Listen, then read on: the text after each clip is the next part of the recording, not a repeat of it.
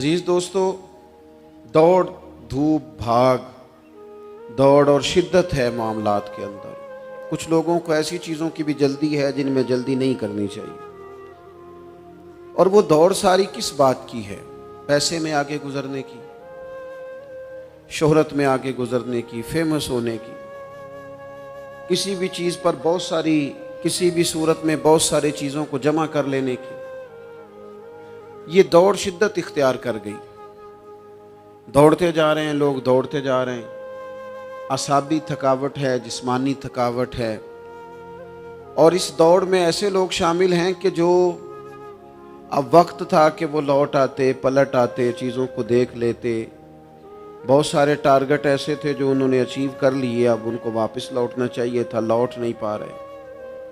कुरान मजीद हमारी रहनुमाई करता है, कुरान मजीद हमें एक सबक देता है, एक बात की जानिब हमारी तवज्जो कराता है। कुरान मजीद कहता है दौड़ लगाओ, एक दूसरे से आगे निकलो, ज़रूर निकलो, लेकिन फरमाया फस्ताबिकुल खैरात, नेकियों में एक दूसरे से आगे निकल जाओ। बस तुम नेकियों में निकल जाओ आगे, खैर के कामों में, हसनात में आगे निकल जाओ एक दूसरे से। इसके लिए जल्दी दिखाओ, जल्दी से कोई नेकी तुम्हारे हाथ आती है उसे कर गुजरो। सारी जिंदगी इरादे और मंसूबे न बनाते रहो, खैर इकट्ठी करो, जद्दोजहद करो।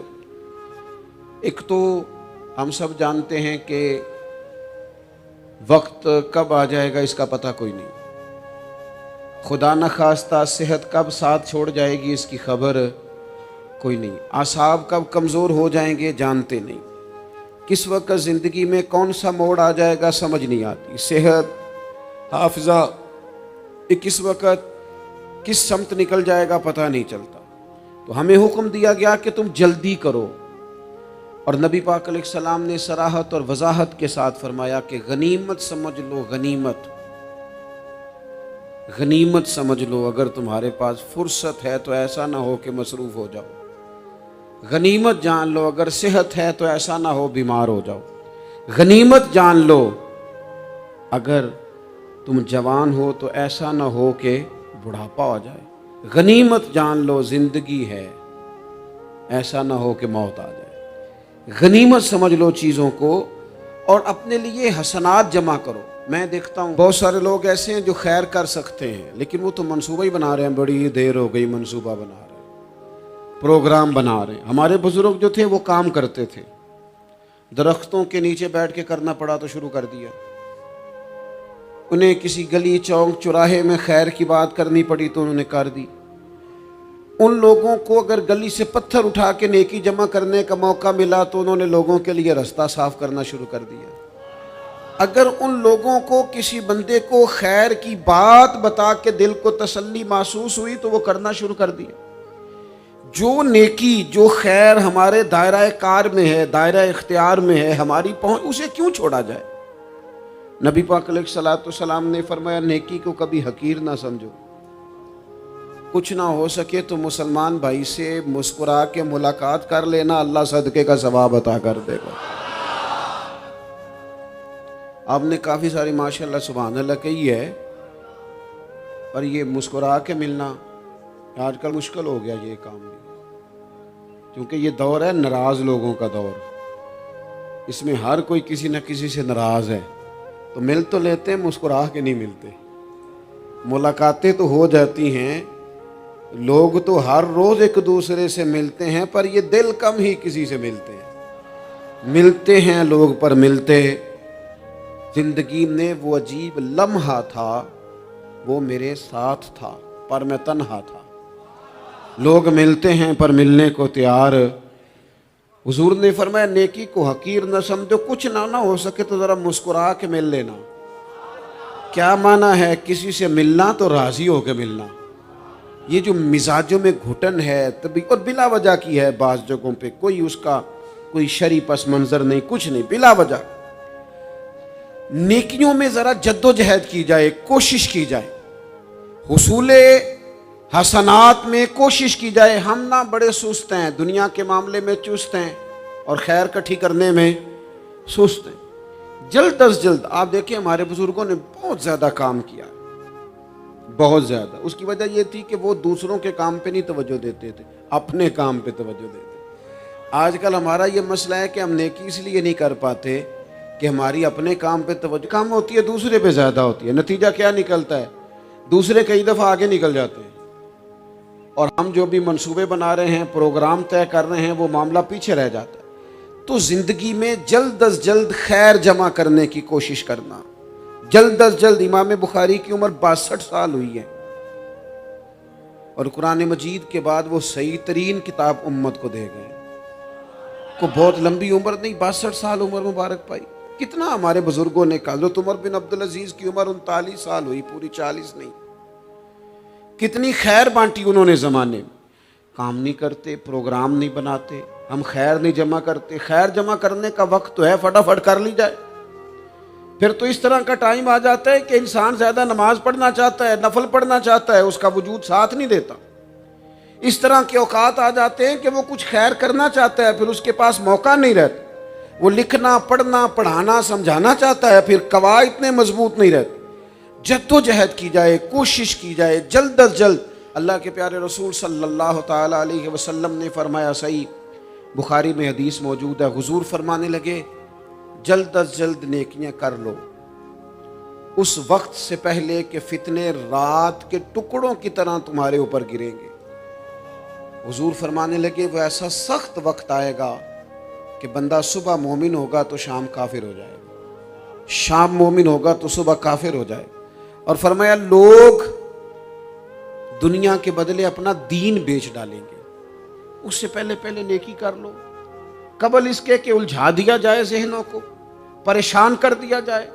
कई जगह मसाइल नहीं बना दिए गए, वो छोड़ो दिए तो नफल है, छोड़ो दिए तो गैर मुआक्कदा है। आला हज़रत फाज़िल बरेलवी फरमाते हैं, जो नफल छोड़ता है ना, एक वक्त आता है सुन्नत के तर्क करना शुरू कर देता है। और तारिक सुन्नत एक वक्त आता है कि वाजिबात को छोड़ता है। चूंकि वो सैलाब अचानक नहीं आया करते, पहले छोटा सा सुराख होता है, दरिया के किनारे छोटा सुराख होता है, बंद ना किया जाए तो बड़ा हो जाता है, फिर और बड़ा हो जाता है, फिर वो सैलाब बन जाता है। क्या होता है कि जब हम देर करते हैं, आप देख लें दुनियादारी में लोग कितने आगे निकल गए, कितने दुनियादारी की जो चीजें आई वो गालिब हो गई। मैं आपसे पूछ रहा हूं, जितने लोगों के पास मोबाइल हैं उतने लोग नमाजी भी हैं। मोबाइल बाद में आके गालिब हो गया सब पे, और नमाज आप ये एवरेज निकाले ना, जितने लोग फेसबुक पे हैं उतने लोग दीनी तालीम के मैदान में भी हैं, पढ़ने पढ़ाने का मिजाज भी रखते हैं। जितनी नसीहतें करने में आज लोग निकले हुए हैं, क्या उतनी खैर भी दुनिया में बट रही? जितनी जदीद टेक्नोलॉजी आ गई सब हमने हासिल कर ली, बुरी बात नहीं, ठीक है, अच्छी बात है। लेकिन सवाल यह है कि वो बातें जो सालों से हो रही हैं और जो हमारे दीन के फराइज में शामिल है, उन पर अमल कब होगा? और मैं, ये बहुत सारे लोग हैं ना, दावत देते हैं कि आप तशरीफ लाएं, वो उस जगह पे आके कुछ बात करें, तो मैं दोस्तों से कहता हूँ तकरीरें तो अब बड़ी सुन ली लोगों ने, तो ज़माना हो गया तकरीरें करते सुनते। सवाल तो ये है कि जो सुना है उस पर अमल किस दिन करना है? वो पहला कदम जो अमल का है वो किस दिन उठाना है? ये कोई गोरख धंधा तो नहीं है ना कि नशिस्तन गुफ्तन बरखास्तन। देखे ना, कुरान मजीद की आयात नाजिल होती थी, सहाबा दौड़ पड़ते थे अमल करने के लिए। लन तनालुल बिर्रा हत्ता तुनफिकु मिम्मा तुहिब्बून, तुम भलाई को नहीं पहुंचोगे जब तक अपनी प्यारी चीज खर्च ना करो। तो ये आयत हमने भी सुनी हुई है। मैं आपसे हाथ नहीं उठवाता, आप खुद अपने आप से पूछे, मैं अपने आप से पूछता हूं, कब प्यारी चीज ला के खर्च किया हमने अल्लाह के रास्ते में? लेकिन जब नाजिल हुई थी, अब्दुल्ला इब्न उमर को घोड़ा प्यारा था, उन्होंने फौरन ला के पेश कर दिया था। हजरत अबू तलहा अंसारी को बाग प्यारा था, उन्होंने फौरन ला के हुजूर की बारगाह में पेश कर दिया था। हम कब ये काम करेंगे? हम सुन रहे हैं, हमें आती है, हम आगे बढ़ा रहे हैं, लेकिन जल्दी से सहाबा का ये मिजाज था कि जैसे ही उन तक खैर पहुंची उन्होंने अमल करके दिखाया। जैसे नसीहत मिली उस नसीहत पर वो आमिल हो गए। इमाम जाफर सादक रदी अल्लाह ताला अन्हु से एक शख्स ने पूछा, हुजूर मैं दीन की खिदमत करना चाहता हूँ, तबलीग करना चाहता हूँ, कोई तरीका बताएं। बहुत सारे लोग हैं आजकल जो ये चाहते हैं।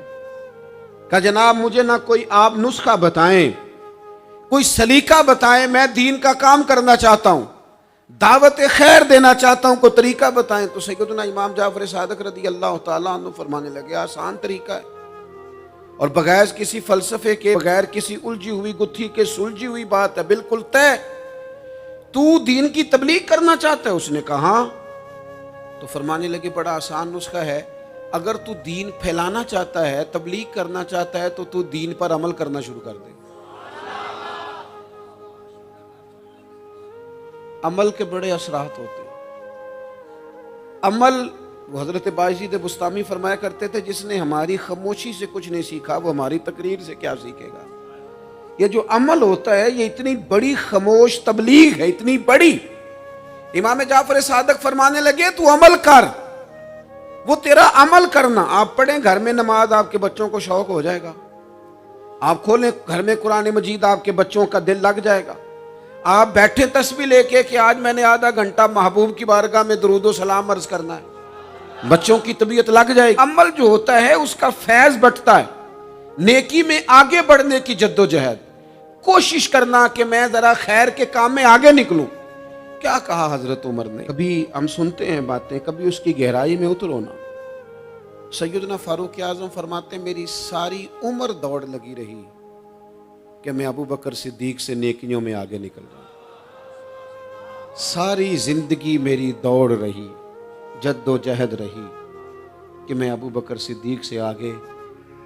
2.5% ज़कात है। उमर कहते हैं मैं 50% लेके आया था, लेकिन मैं 50% पे पहुंचा था तो अबू बकर 100% पे पहुंच गए थे, वो सारा ही ले आए थे। मेरी दौड़ रही, जद्दो, यहां भी दौड़ है। मेरी इज्जत करो, मेरे आने पे खड़े हो जाओ, माज़अल्लाह मेरा इकराम करो, मैं फलां साहब होता हूँ, कबीले में, बरादरी में, सोसाइटी में, समाज में ये नाम रखता हूँ। मैं फलां सियासी, समाजी, फलाई, रफाई तारुफ रखता हूँ, मेरा फलां फलां मामला है। ये इस मिजाज में दौड़ लग गई, इस तबीयत की दौड़ लग गई। मुझे भी माना जाए, मुझे भी गिना जाए, मुझे भी शुमार किया जाए, मेरा भी नाम हो जाए, मुझे भी अगलों में रखा जाए, कुर्ब वालों में मेरा भी तज़किरा किया जाए। जो दौड़ हमें बताई और सिखाई गई थी, उस दौड़ में हम शरीक क्यों नहीं होते? उसमें आगे क्यों नहीं निकलते? वो जो हमें फरमाया गया था कि तुम्हें पता चल जाए पहली सफ का सवाब कितना है तो तुम कुरानदाजी करो। तो ये कुरानदाजी किस दिन होनी है? ये वाली कुरानदाजी किस दिन होनी है? लेकिन वो कुरानदाजियां तो हो रही हैं उम्रे के टिकट की। इतने उम्रे के टिकट, इतने उम्रे के, अच्छी बात है, उसकी भी कोई मुखालफत नहीं। लेकिन जो काम जिसमें आगे बढ़ना था, जिसमें जद्दोजहद करनी थी, जिसमें दौड़ना था, जिसमें काविश करनी थी, उसमें तो हम पीछे हैं। जिंदगी इतनी तेजी से गुजर रही है, आप यकीन करें पीछे पलट के देखते हैं तो पता ही नहीं चलता कितने साल बीत गए। भी ऐसे लगता है कल ही तो अभी दाखिल कराया था घर वालों ने स्कूल में, अभी अगले दिन की बात है दारुल उलूम में दाखिल हुए थे और इतने साल बीत गए, इतना वक्त गुजर गया। हम अजीब मिजाज के लोग हैं। ये चाहते हैं कि हमारे बच्चे बड़े हो जाएं, ये नहीं चाहते कि हम बूढ़े हो जाएं। देखें, अगर बच्चे बड़े होंगे तो लाजमी नतीजा है कि उनके बड़े, लेकिन हम दोनों बातों में अपना मिजाज रखते हैं। बच्चे भी बड़े चाहिए हमें और हम खुद भी अपने आप को बूढ़ा तस्लीम करने को तैयार है। माशाल्लाह जी मेरा बेटा जवान हो गया, तो जनाब आप क्या हो गए? अब आप भी तो बताएं ना, आप कहाँ पहुंच गए? वो क्या दौर था जब कहते थे मेरे बेटे को मेरा जूता पूरा आने लगा है। जैसे जैसे बच्चे बड़े होते थे, वालिदैन के लहजे में ठहराव आता था। उनकी 5 नमाजों के साथ तहज्जुद भी शुरू होती थी, इशराक और चाश्त भी शुरू होती थी। वो चाहते थे कि हमारे बच्चे हमें ज़्यादा से ज़्यादा खैर करता देखें। वो अपने लफ्ज़ों पर, जुमलों पर, ज़ुबानों पर, अंदाज पर कंट्रोल करते थे। मियाँ बीवी एक दूसरे से कहते थे अब लड़ना नहीं है, बच्चे असर कबूल करते हैं, बड़े हो गए, अब हमें माहौल और तरह का बनाना है। कब आगे निकलेंगे नेकियों में? कब हम जद्दोजहद करेंगे? कब हम ये वाला काम करेंगे कि नहीं अब मुझे संवर जाना चाहिए, नहीं अब मेरे अंदर मुस्बत तब्दीली आनी चाहिए, नहीं अब मिजाज में हिल्म, बुर्दबारी, वकार, वजादारी, ये चीजें मुझे पैदा करनी चाहिए। कब बचपना खत्म होगा? तो किसी दरवेश ने कहा था ना कि मैंने 22 साल के बूढ़े देखे और मैंने 65 साल के बच्चे देखे। कहा जनाब क्या माना? कहने लगे माना यह है कि बुजुर्गी समझ के साथ होती है, उम्र के साथ थोड़ी होती है।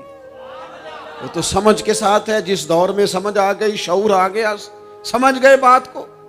वरना बाज लोग माजरत के साथ बाज लोग सारी जिंदगी समझदार होने को तैयार ही नहीं है। वो कुछ ऐसी बातें करते हैं जो उनके मनसब से मैच ही नहीं करती, उनके स्टेटस के साथ वो अटैच ही नहीं होती। भाई ये बात आपको नहीं करनी चाहिए थी, आपका मेयार ये नहीं था, मेयार बुलंद है आपका, आप अपने स्टेटस के हिसाब से बात करेंगे। तो मेरे अजीज आगे बढ़ा जाए। अब तो कई हमारे क्लास फेलो चले गए, कई साथ रहने वाले चले गए, कईयों को हम देखते हैं वो कहते हैं यार महीनों हो गए चारपाई पे पड़े, मुलाकातें अधूरी रह गई हैं, कई बातें जरूरी रह गई हैं, कई लोग रुखसत हो गए। तो क्या हम कब किस वक्त हम इबरत पकड़े?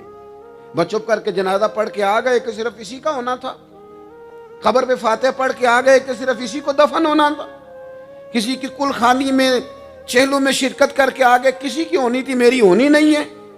अपने आमाल में पुख्तगी लाई जाए, आगे बढ़ा जाए। हजरत जाबिर इब्न अब्दुल्लाह रदी अल्लाह तआला अन्हु फरमाते मैंने मैदान ओहद में एक सहाबी को देखा, खजूर खा रहे थे। कितना टाइम लगता है खजूर खाने में? गोश्त की भरी हुई प्लेट नहीं थी उनके सामने कि सारी खाली होने में देर लगे। खजूर खा रहे थे, बुखारी शरीफ है। और खजूर खाते खाते करीम महबूब अलैहिस्सलाम की आली मर्तबत बारगाह में अर्ज गुजार हुए, या रसूलल्लाह अगर आज मैं शहीद हो जाऊं तो कहां जाऊंगा? तो हुजूर ने फरमाया जन्नत में। हजरत जाबिर इब्न अब्दुल्ला फरमाते हैं वो बात उन्होंने सुनी तो वो जो खजूर खा रहे थे वो बाकी की मुंह से निकाल दी। क्या माना? कहीं खजूर खाते खाते देर ना हो जाए, कहीं देर ना हो जाए। वो खजूर निकाल दी और मैदान में उतरे और वो लड़े और उन्होंने जद्दोजहद की और वो इस्लाम का नाम लेकर डट गए, रसूलुल्लाह सल्लल्लाहु तआला अलैहि वसल्लम के पैगाम पर खड़े हो गए। अल्लाह ने उन्हें शहादत अता कर दी। उन्होंने खजूर खाने का वक्त भी इंतजार नहीं किया कि कहीं लेट ना हो जाए। क्या माना है? खजूर खाने से पहले पहले अल्लाह ने उन्हें जन्नत अता फरमा दी। ओहो, हमारा तो जनाब वो मेरा प्रोग्राम बन गया, बस मैं हज कर रहा हूँ, फिर उसके बाद मैंने वली अल्लाह हो जाना। भाई ये बच्चों की शादी हो जाए, थोड़े से काम है, मैं फिर मस्जिद में ही हूँ। भाई दिल्ली तो बड़ी दूर है, दिल्ली दूरस्त। ये आप जो बातें सुना रहे हैं ये तो लंबी सारी बात है, ये तो काम शुरू कर देना चाहिए था, इस पर तो अमल शुरू कर देना, रोका किसने? आप बच्चों के ब्याह भी करें लेकिन साथ हुजूर की बारगाह में दुरूद और सलाम भी पेश करें। आप ड्यूटी पे भी जाएं, रिस्के हलाल भी कमाएं, पर अगर रब तौफीक देना तो सवेरे उठ के एक सिपारा कुरान मजीद का तिलावत भी फरमाएं। अपने आप को आरास्ता पेरास्ता करें, नेकियों के साथ जद्दोजहद करें। अगर अल्लाह तबारक व तआला ने रिस्क हलाल दिया है, अल्लाह की राह में खैर के साथ बांटना है, तो फिर उसमें जल्दी करें, फिर देर ना करें।